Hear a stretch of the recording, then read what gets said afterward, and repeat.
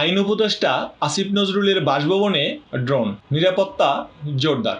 অন্তর্বর্তী সরকারের আইন উপদেষ্টা আসিফ নজরুলের সরকারি বাসভবনে একটি ড্রোন পড়ে থাকতে দেখা গেছে। এই ঘটনার পর তার বাসভবনের নিরাপত্তা ব্যবস্থা আরও জোরদার করা হয়েছে।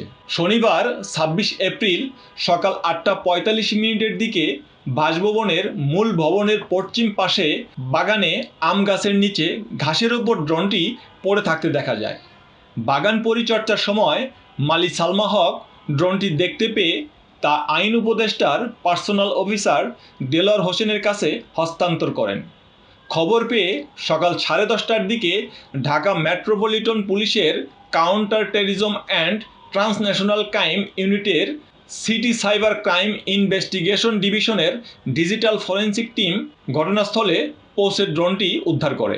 ঢাকা মহানগর police DMP commissioner Sheikh Sajjad Ali ঘটনাটি নিশ্চিত করে জানান, উদ্ধার করা ড্রোনটি বর্তমানে ফরেনসিক পরীক্ষার জন্য পাঠানো হয়েছে।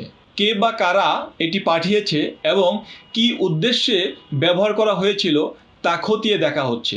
তদন্ত সংশ্লিষ্ট সূত্র জানা গেছে, ড্রোনটির গায়ে মেড ইন চায়না লেখা রয়েছে এবং এর টেক অফ ওজন 249 গ্রাম। ড্রোনে কোনো মেমোরি কার্ড পাওয়া যায়নি এবং নিরাপত্তার কারণে ব্যাটারি আলাদা অবস্থায় ছিল।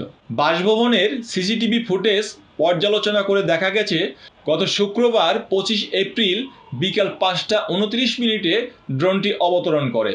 তবে অন্যান্য ক্যামেরার ফুটেজে ড্রোনটির কোনো গতিবিধি ধরা পড়েনি। বর্তমানে ড্রোনটি সিটিটিসির ফরেনসিক ল্যাবে বিশ্লেষণের জন্য রাখা হয়েছে। আইন উপদেষ্টার বাসভবনের চারপাশে বাড়তি নজরদারি ও নিরাপত্তা ব্যবস্থা গ্রহণ করা হয়েছে বলে জানিয়েছে পুলিশ। মিনাজুল হক রাসেল, লাখো কণ্ঠ।